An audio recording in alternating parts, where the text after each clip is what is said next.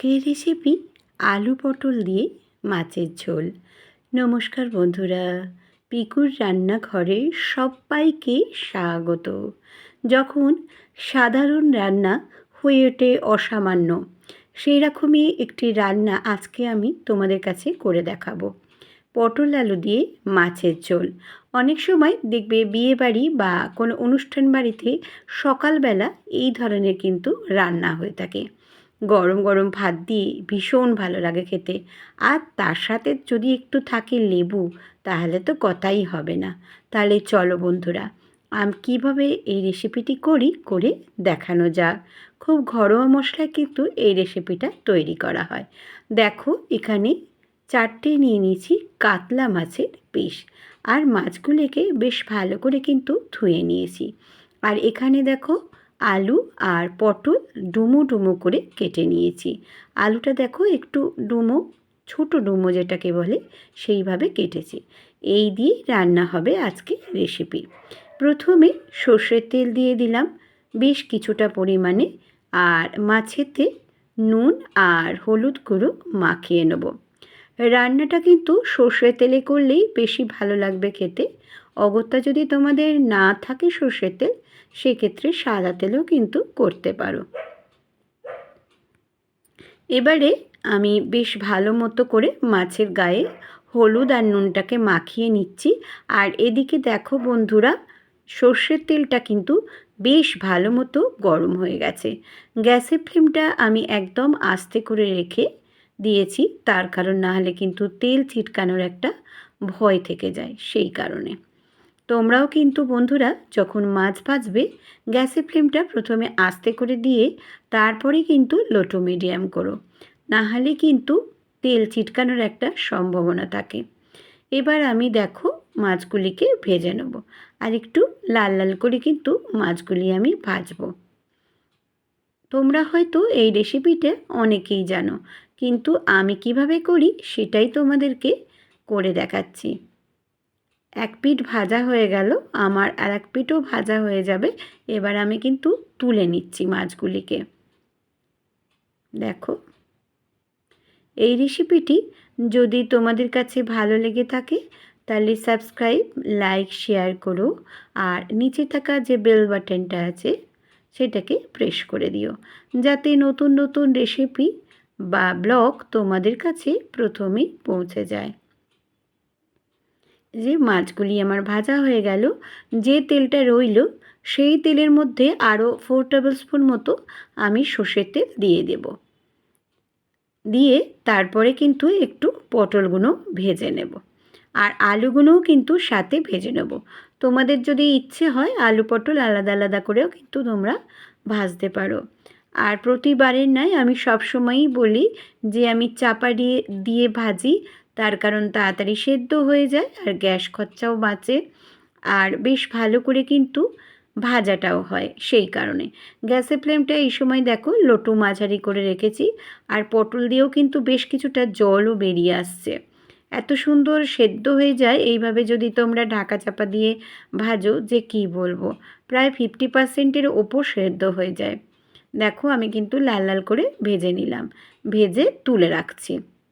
এবারে যে তেলটা রইল সেই তেলের মধ্যেও কিন্তু আরও 4 টেবিল স্পুন মতো আমি সর্ষের তেল দিয়ে দিলাম। এবার দিয়ে দিলাম 5 ফোড়ন 1 চামচ মতো, দিয়ে এই যে দেখো এখানে দিচ্ছি আদা রসুন বাটা। এখানে আমি শুধুমাত্র আদা রসুন বাটাই দিচ্ছি, কোনো রকম পেঁয়াজ দিয়ে কিন্তু আমি এটা করব না। তোমাদের যদি মনে হয় পেঁয়াজ দেবে, সেক্ষেত্রে দিতে পারো, আমি এইভাবেই করি। এখানে আমি 4 ইঞ্চি আদা আর 10টা রসুনকে বেটে নিয়ে দিয়ে দিলাম, আর তার সাথে একটু জলও দিলাম বাটি দেওয়া। দিলাম এখানে 2খানা মতো টমেটোটা দিয়ে আর একটু ভালো করে নাড়াচাড়া করে নিচ্ছি। এবারে দেখো আমি কিছু মশলা দিয়ে দেবো। দিয়ে দিলাম পরিমাণ মতো নুন, হলুদ গুঁড়ো 1 চামচ, লঙ্কার গুঁড়ো 1 চামচ, ঝালটা বুঝে দিও, ধনে গুঁড়ো 1 চামচ, জিরে গুঁড়ো 1 চামচ, আর দিয়ে দিলাম আধা চামচ চিনি। তোমাদের যদি মনে হয় চিনিটা দেবে না, সেক্ষেত্রে কিন্তু নাও দিতে পারো, তবে আমি একটু দিই। খেতে তাতে বেশ ভালো লাগে, সেই কারণে। অনেকে তো চিনি পছন্দ করে না, তাও আমি দিলাম, তোমাদের মনে হলে দিও। এবারে আমি ভালো করে কষিয়ে নিচ্ছি, আর টমেটোগুলোও একটু খুন্তি দিয়ে ম্যাশ করে নিচ্ছি। দেখো কি সুন্দর তেল ছেড়ে এসেছে। এবারে কিন্তু আমি ভেজে রাখা আলু আর পটলগুলিকে দিয়ে দিলাম।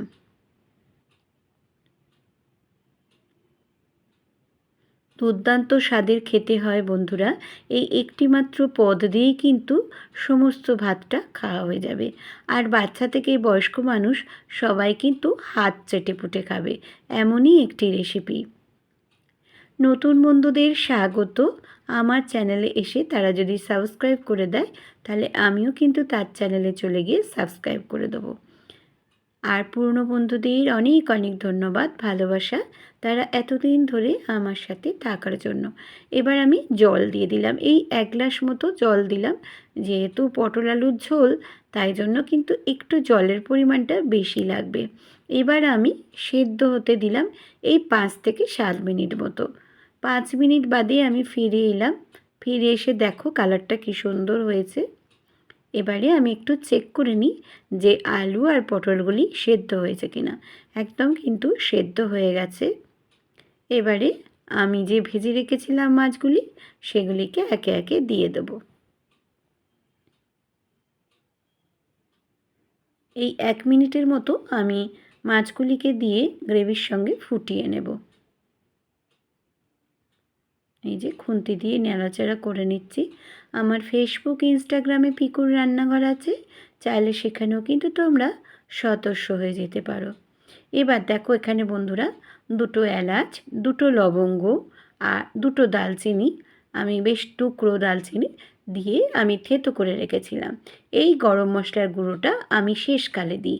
এইভাবেই কিন্তু আমি বাড়িতে করি। এর স্বাদ গন্ধ কিন্তু ভীষণ ভালো লাগে।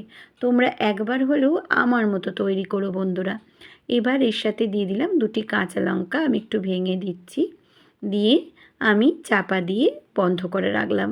স্ট্যান্ডিং টাইম করে রেখে তোমাদের কাছে লুকসটা দেখাচ্ছি। দেখো কালারটা কী সুন্দর এসেছে। দেখে মনে হচ্ছে খেতেও ইচ্ছে করছে, তাই না বন্ধুরা? হ্যাঁ বন্ধুরা, তোমরা বাড়িতে আমার মতো অবশ্যই এই রান্নাটি করো।